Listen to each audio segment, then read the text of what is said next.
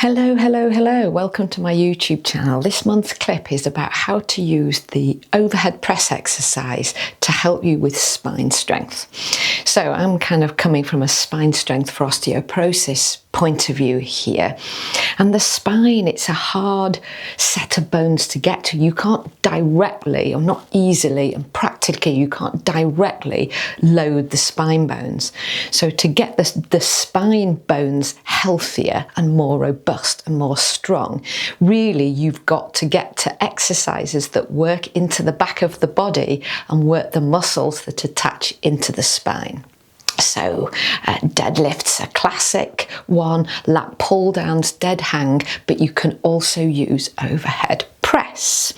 So the overhead press works the shoulders, the back of the arm and the upper back, and those muscles are going to tug and push pull on the spine and help the spine. So that's the good news. Another bit of good news, you can actually use a Dynaband to do this exercise if you don't have dumbbells or barbells. So the not so good news is that the exercise can all go a little bit wrong, you go a little bit awry, and the reason for that is tightness in the chest area or tightness in the shoulder.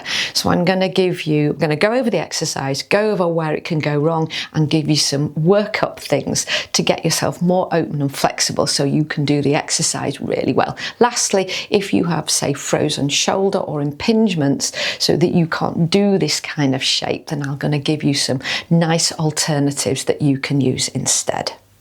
So here's a demonstration of the overhead press using a Dynaband. So you can only do one half at a time, and here's what it looks like.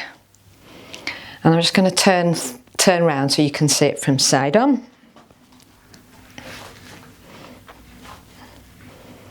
There we go. Now then, here's where it can go a little bit wrong. The first thing is, because of tightness, the arm tends to come up and forward. So that's not going to harm you. It's kind of an overhead press, but the load is acting that way, whereas you want the load to be directly up so that you've got load through that spine as well as through the back of the body. So that's the first thing that goes wrong. Second one is a tendency to let the wrist hinge back. Now that happens more with a barbell, but you might be using a barbell or you might have that opportunity. So I just want to point that out, the wrist going back. And the third one is a tendency for the body to pivot to drive the arm back. So because the chest is tight, there's a sneaky little thing like that to send you up. Here's how to get prepped for a really good overhead press. The first thing is your stance and your posture. So stance, in gym terms, you have parallel stance and you have split stance. Now you can play around with those. Either of those are absolutely fine. What is non-negotiable is your body alignment. And you want to have your pelvis over your heels, your ribs over your pelvis, and your head over your ribs. Now that sounds obvious, but it's worth thinking about because it's really common postural issue is to have the pelvis displaced forward slightly, often with a reciprocal displacement of the ribs back. It's known as a sway back posture. So look at yourself in the mirror. Feel where the weight is through your feet. You want the weight through the heels of your feet and the pelvis on top, like that. So have a think or get someone to kind of look.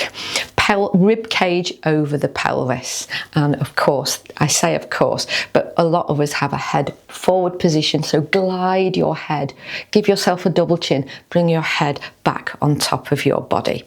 So that's your posture. So this next thing to test out is the flexibility in your chest and the shoulders. And the easiest way to do it is arm arcs. It's called that because of the shape that your fingers make is an arc. So what you want is the ability to take your shoulder joint up to there, let's say, because don't forget, if you were overhead pressing with a barbell, you'd be here, and you want the ability to do that without displacing the ribs to drive the arm back. So we want to keep the body steady, and the other thing is not elevating the shoulders. Okay, so that is a really essential first step. The ability to take the arms directly up without cheating and moving the ribs, or cheating and move the shoulder blades. It's kind of boring, it's not rock and roll, is it? But this is absolutely vital. It's useful anyway for the shoulders, but it's essential for a good overhead press. So ways to help get more movement, well, they're pretty basic, and I'm going to pop another clip of shoulder exercises in here on the clip that you can look at, but for now, do the thing, okay? Or another one is to take your arms out like this and rotate them. So this just opens the shoulder and the shoulder blade like that. Rotate forward. It's rotation of the arm or the shoulder. Don't move with the hand, move with the shoulder. And chest stretches. Now there's loads of these. I'm going to show you one of my favourites, and you use a wall.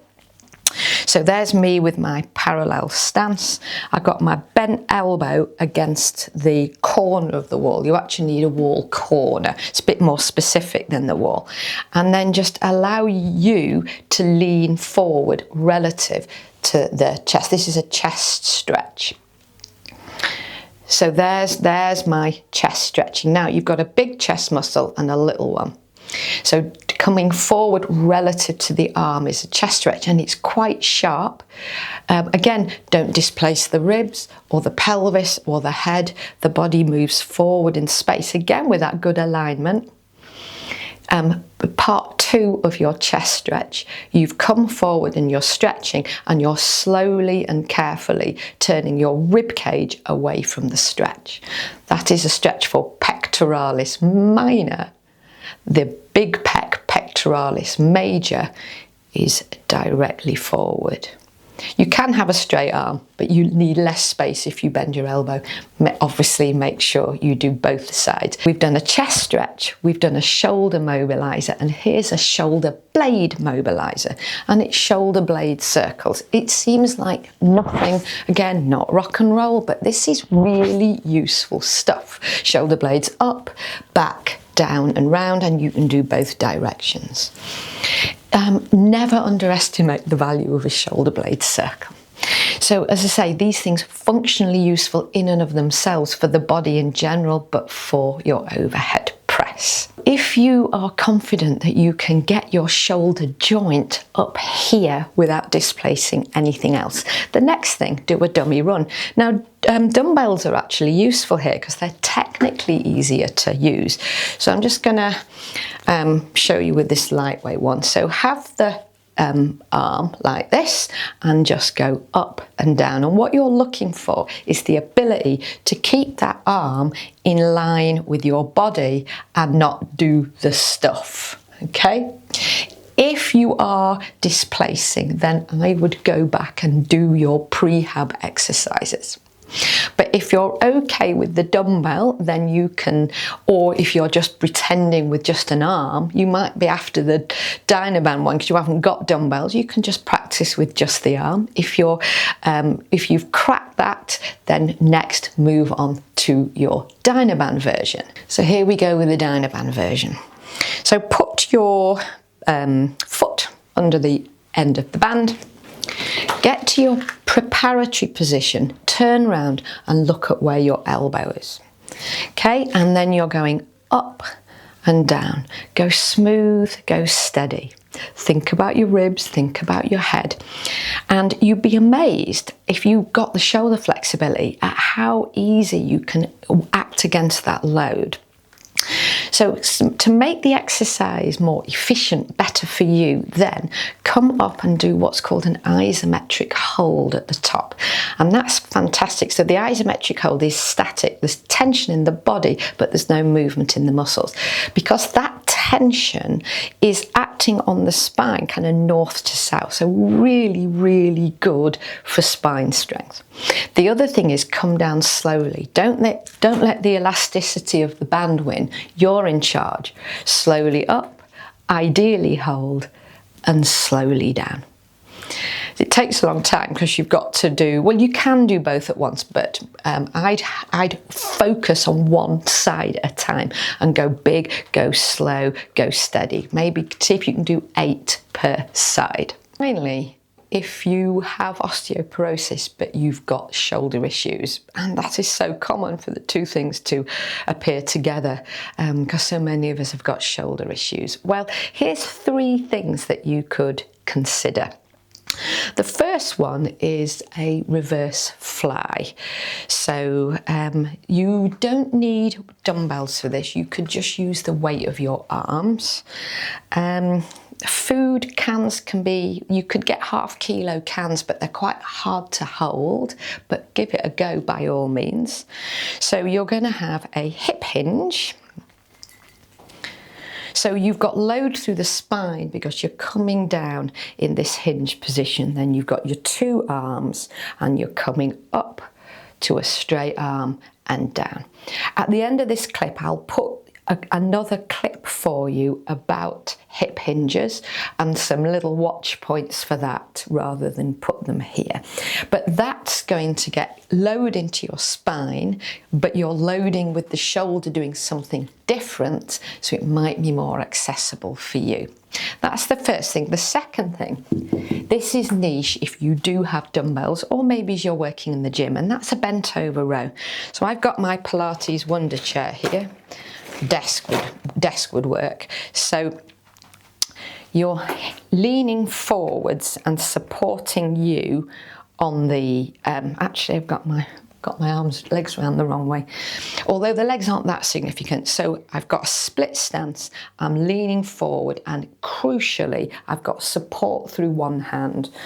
Then I've got the dumbbell in my other hand and I'm coming back through there, and again maybe do an isometric hold and come back slowly. Don't round, don't flop. Again, it's a bit of a supported hip hinge there. And again, that the arm is doing this, and it may be that you can tolerate that position in your arm, but you can't do that one. And finally, if you haven't got dumbbells, good old Dynaband pull aparts. So you don't have to hinge for this one. So the band is in front of you at shoulder height, you are pulling apart. Maybe there's the isometric hold again and coming back slowly. So you've got those other lovely posture points. Split stance, parallel stance, pelvis over heels, ribs over pelvis, pull apart, hold and come back. All 3 of those will act into the back of the body and they'll act on the spine. So that's it for today. I hope you found that useful, and cheerio. Hi there. I do hope you found this clip useful. We've got plenty more on the site, and for now I've suggested another one for you to watch. If you want to know more about what we do in Leeds, then do visit the website at pilates-leeds.com, and right now you can subscribe to the YouTube channel. We can do this all again next month. Cheerio!